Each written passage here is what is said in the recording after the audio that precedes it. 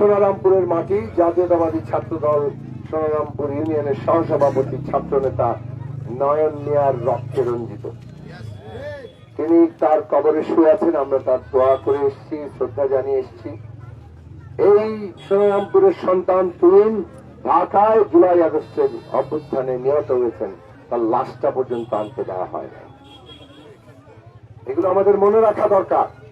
বাঞ্ছারামপুরে আরো 3 সন্তান আছে, আশিক, ইসমাইল, ইমরান, যারা জুলাই আগস্টে রক্ত দিয়েছে, জীবন দিয়েছে।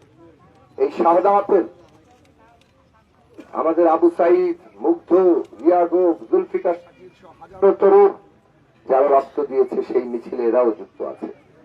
গুম, খুন, হামলা, মামলা, জেল, জুলুম, কত ধরনের অত্যাচার, রিমান্ডে নির্যাতন, এইখানকার নেতৃবৃন্দরাও সেই অত্যাচারের মুখোমুখি হয়েছে। এই সব কিছু মোকাবেলা করে জনগণ তার নিজের অস্তিত্বের স্বার্থে, দেশের স্বার্থে, তার সম্মানের জন্য, মনে রাখবেন জীবনের চাইতে সম্মান বড়।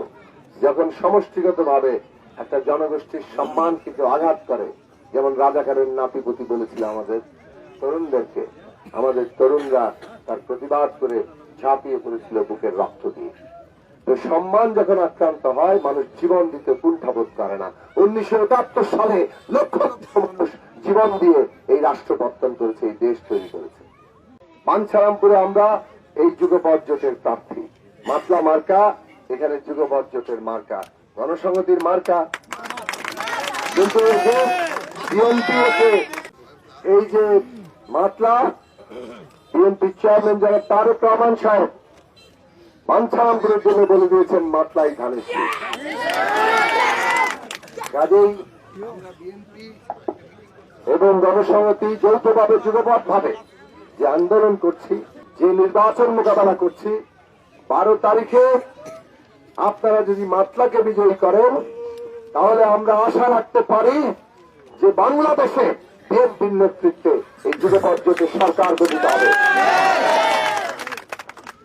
আর যদি বিএনপির নেতৃত্বে সরকার গঠিত হয়, বাঞ্ছারামপুরে মাতলা জয়লাভ করতে পারি, তাহলে বাঞ্ছারামপুরের যত দাবি আছে আমরা সরকারের কাছে জোর গলায় সেগুলো হাজির করব এবং জোর করে আমরা সেই দাবিগুলো আদায়ের চেষ্টা করব।